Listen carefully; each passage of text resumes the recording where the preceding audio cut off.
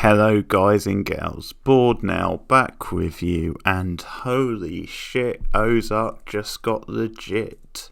So this is going to be my review of Ozark Season 3, Episode 8. It is called BFF. Full spoilers from the start of this review in case you haven't seen this episode, and this is possibly the best episode of the show so far. I might say that. Obviously season 3 has just gone from strength to strength, and it's a really packed episode in terms of things going on. There's a lot of great dramatic scenes, there's a lot of tense moments and great character stuff, but it's obviously the big one where things really spiral out of control with the Ben situation, and there's a lot of sympathetic characters who are kind of surrounding that, and Ruth becomes very sympathetic in this episode. I think even Wendy does, because I think you see that she at times may be very ruthless and selfish, but she actually does care about her brother, and she tries to do the best for him in this episode. So I'll get into the meat of that in a moment, because I'll say also the actor who plays Ben does a really great job in those really high tense scenes. But a big theme of the episode is the brand, essentially, and the bird brand and the casino brand, and them being very concerned about that, and also the knock-on effect about how it changes Helen's views in this episode, about how by the end of the episode she's basically ringing Mexico and saying, things are getting out of hand with the birds. They're not doing a very good job with Maya, although there is a step in this where they sort of set up Maya a bit, and she does get a bit of a slap down where she's told that once the license is done for the year, she will be moving on from the case. So obviously keep a track of that. Marty feeds her some information and someone who she can prosecute, but Maya being very principled and saying, no, this is coming from Marty Bird, not the most reliable source, or not someone you can necessarily trust. She refuses it, and Wendy uses that against her later when she tells a superior. So Maya, for the first time, really does get sort of a slap down, but it's sort of good for the character. Then she does stick to her guns, sticks to her principles at least. But the opening of the episode is really impressive. It's a really good example of the direction of this show being on point, because it's also what leads to this episode and a lot of the things that come from it. So it's a good example again of the writing doing a really good job, where you get one thing that's revealed and it actually links to many other things that you maybe wouldn't think it would, and it sort of naturally grows out of that, and it impacts so many characters, and that's what serialized television does at its best. And I think this is what Ozark does so well in this episode. So the thing I'm talking about is the Marty finds out about Sue being killed, and it's sort of in a roundabout sort of way, which I like. I love how the scene naturally plays out, and you have him going over there, he knocks on the door, she doesn't answer, so he kind of lets himself in through the sun door, and just looking around, and of course he doesn't find the body because the cartel have disposed of it. So he slowly starts looking around for clues. He looks in the filing cabinet, and of course they disposed of the files. So that's another thing that makes him suspicious. But then how he actually figures out what's happened to her, which he already has his suspicions, of course, but he actually notices an appointment in her book, which is the name of the gangster or the cartel hitman. So he recognises the name, and that's obviously around the time where she's gone missing. So he clicks they've killed her off. And this becomes a sore spot for Wendy when she talks to Helen later on, because she says, once again, it's sort of about the brand, so that's sort of like Wendy's priorities, but she says, we were handling this, and just you going around killing everybody like this, it sort of puts things in jeopardy a bit. And a lot of what Wendy's saying in this episode is about keeping our heads down until things have gone through, and then until we're in the clear and everything, we have to look like for the purpose of like a normal family. And there's a great line later in the car when she's there with the kids, because of course they got in trouble last episode. It's quite a big episode for Jonah in some way, Jonah and Charlotte, Jonah especially. But when they're in the car, there's this funny thing where Wendy won't use her influence to get them out of community service, and she says it's because we have to appear like a normal family. And Jonah has that great line, even though we're not. And like Wendy pauses, and it's like, yeah, even though we're not, which is just great. But there's sort of an irony to it. Then she won't. She sort of pulls strings all over the place and gets up to some dodgy shit, and yet she won't do it for her kids. But there's a real disagreement with her and Helen in the episode about the best way to handle such things. And yeah, Helen's like, were you really handling it like that?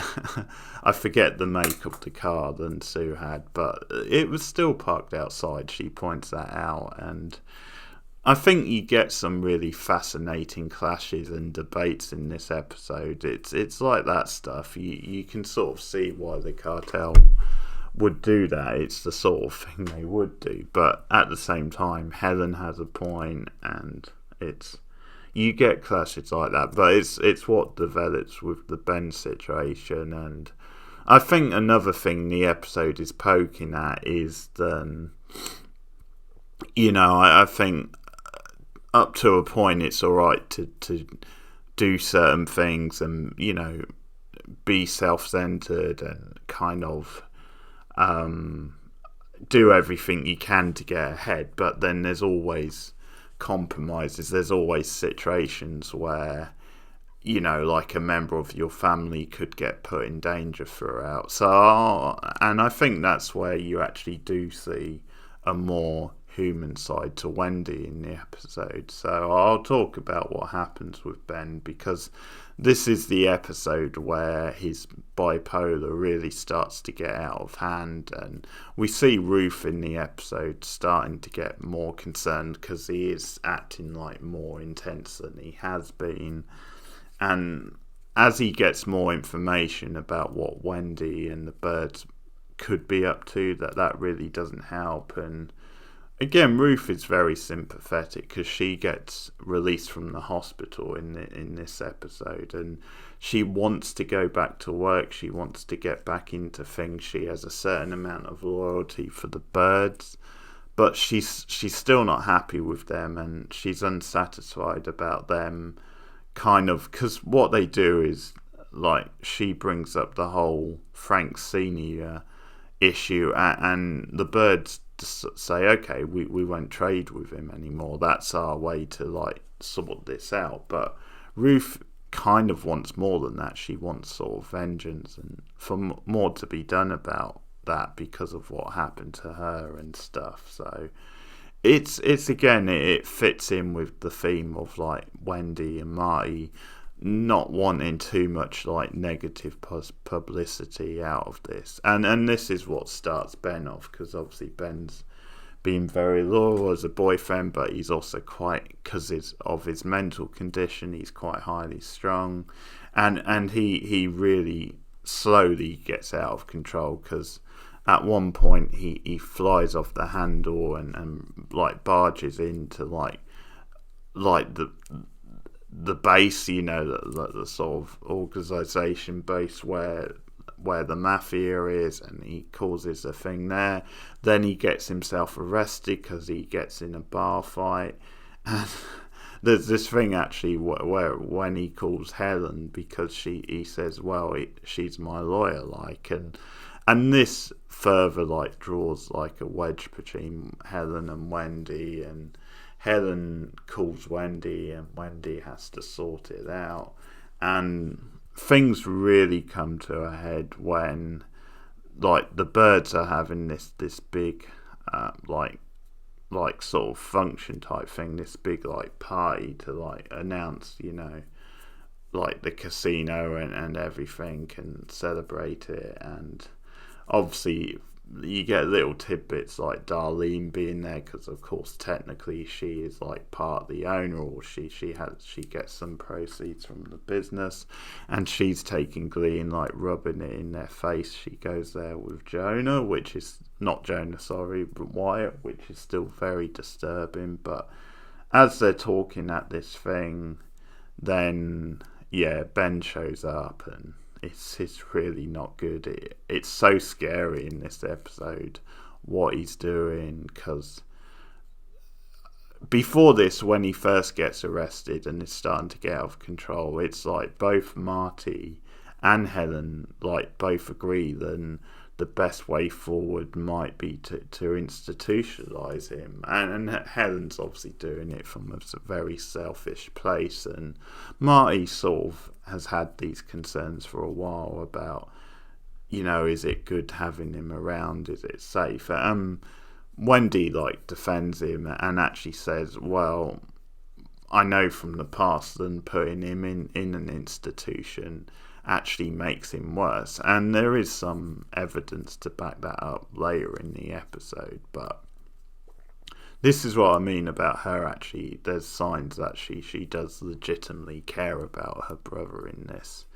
But anyway, he goes to the function, and earlier in the episode, Ruth has kind of, without telling him everything, has like hinted that Wendy does have some links to the cartels and stuff, or some dodgy people, and he just comes in all fired up and starts shouting things like they're liars. He hits Marty and he gets dragged away and arrested, and that's when like Wendy reluctantly agrees to have him like institutionalize, and it's such a painful scene to watch. It's so distressing because he's like shouting in angst and screaming because they're like listening on the monitor in the thing, and the sheriff, like the local sheriff, pulls some string like in collaboration with Helen, and he's kind of a dick. I'm not not a big fan of his as a person, I'll say, but it leads to him being institutionalized, and it's a rare time that you really do feel for Wendy, because she goes with Ruth to visit him, and Ben just won't see Wendy. He feels betrayed.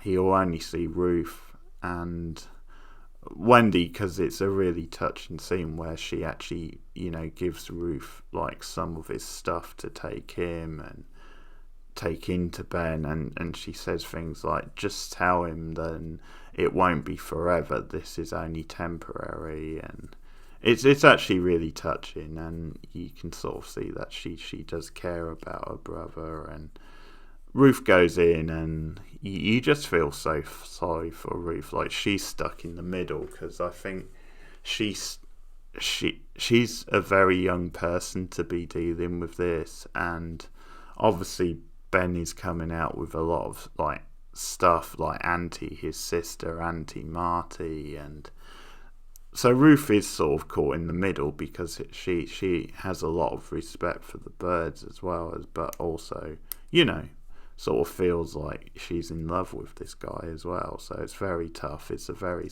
tender scene where like Ruth does confirm a few things to Ben without going into too many details, but she also says it's like complicated, which it is. It's not like a totally black and white sort of thing, but Ben talks Ruth into helping to get him out. He says, if there's one thing you can do, it's get me out of here, because I just can't be in this place. And I think what I like about this episode is that there's a lot of complexity to these scenes. I mean, obviously, in some ways, Ben was put in this institution for very selfish reasons, because of the brand, because, like, Helen, for her selfish reasons, kind of wanted him out the way, but obviously there is, like, a legitimate argument then he needs help, and it is the best way, but this sort of arguments back and forth because it's just one of these things that, like, spirals out of control throughout the episode, and the sort of situation where you do worry about him as a character and you worry about other characters around him, like Ruth being a good example. But what happens is Ruth, obviously very emotionally attached to him, so she talks to Wyatt and, like, convinces him that Ben doesn't belong in the institution. And of course he has some influence with Darlene, who has some influence with the sheriff, who of course put him in there.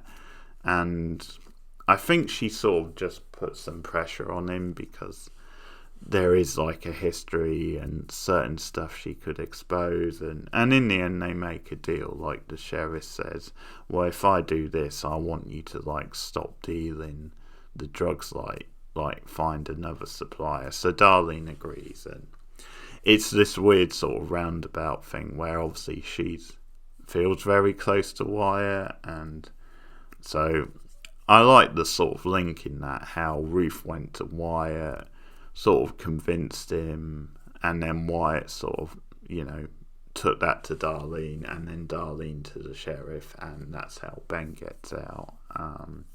I mean, maybe if I'm nitpicking a little bit, maybe they could had, like, a bit longer of him in the institute. There could have been, some good drama with that, and just made it a bit longer. But I guess sometimes when you've only got, like, 10 episodes in the season, maybe time's quite compressed. So that's a small nitpick, but it's not really a big deal. But so Ben obviously gets released because of that, and it leads to, like, a very tense, very unsettling final scene where he targets Helen. He goes to her house, and Erin happens to be over at the time. And this is what I mean about, like, people close to these characters getting, like, involved and caught in the crosshair, because Erin's totally innocent. I mean, Helen might be a very unlikable character and tied up in so much dodgy shit, but Erin's, like, completely innocent in this. And so Ben, who's, like, figured out that she's not really, like, a legitimate lawyer, she does, like, the bidding for the cartel, he goes after her and really hits her at home and starts shouting things. You're a liar, you work for the cartel. And obviously Erin doesn't know any of this, and there's some good shots in this episode, but I absolutely love the one of Helen putting herself in front of Erin. And once again, I think as a mother, on some level, she definitely cares about her. She does still love her daughter, no matter what else you want to say about Helen. But it's a great shot because it sort of says everything about the scene. It sort of says that Helen is, like, legitimately shielding her daughter from the truth, but also there's, I guess, a little bit of a selfish thing where, she's trying to keep things from her daughter because it sort of benefits her. But once again, I think a bit like Wendy with Ben, I think there is some actual concern there for her daughter. But I do like the double meaning of the visual where Helen is, like, shielding Erin, like, to protect her sort of thing in case things get out of their hand, but also sort of shielding her from the truth. So I sort of like that double meaning and how it's shot. And I also like how it gets to a point where it's like Ben saying too much and getting too aggressive, so she actually does shout back a little bit and say, hey, that's enough, you need to leave now. And again, it's a little bit of a double thing, because on the one hand you might say she's concerned for her daughter and protecting her from certain things, but once again there's sort of is a selfish thing behind it, because Helen, that's part of the reason Helen doesn't want her daughter to know the truth, sort of thing. But it's a great scene and sort of a great way to end the episode. And it's like the big like dramatic scene to end the episode. I think the final scene might be the birds actually finding out that they got released. I can't remember the order. I think actually that might be before this scene, but great dramatic way to end the episode. Very, very good episode, as I said. Maybe the best episode so far. Another like quick scene I will just talk about, which is a very nice brother-sister scene with Jonah and with Charlotte, is there's a scene later after the event of them laying together on the trampoline, and you get like an overhead shot, which is really good. But I like then you have, because earlier in the function, like Erin, who's sort of still looking for like sort of like romance, she like they're all there smartly dressed, and she kisses Jonah, and we find out in this scene that then it's actually the first time he's had a proper kiss from a girl. So I actually like that. Then Charlotte would know that about her brother, and it's a nice speech that she gives to him, because she says, forget about all the shit that went down tonight. Forget about that. Don't let it ruin like the function, or don't let it ruin your night, I should say. And she says, just you got kissed for the first time. Just remember that. And I don't know if there's going to be like more with Erin and Jonah, but it's obviously something for Jonah, and this is a really nice brother-sister scene, as I said. So another smaller but effective scene. So that's Ozark, episode 8 of season 3, BFF. Let me know your thoughts in the comments below if you've been watching along. I am once again building up to the second half of season 4, which hits very soon on Netflix. So more Ozark soon. Thanks guys, like and subscribe as always, and I'll see you later.